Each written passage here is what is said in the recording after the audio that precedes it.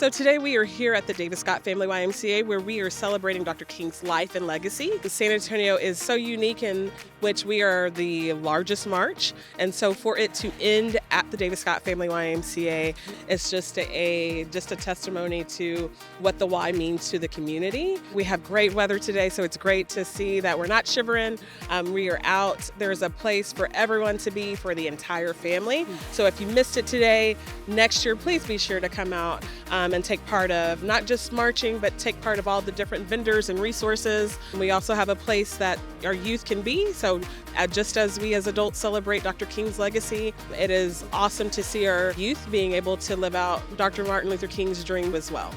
So as we celebrate the 150th anniversary, everyone that's attending our march today, it's just a reminder how the Y brings everyone from different communities to help build a stronger community for all.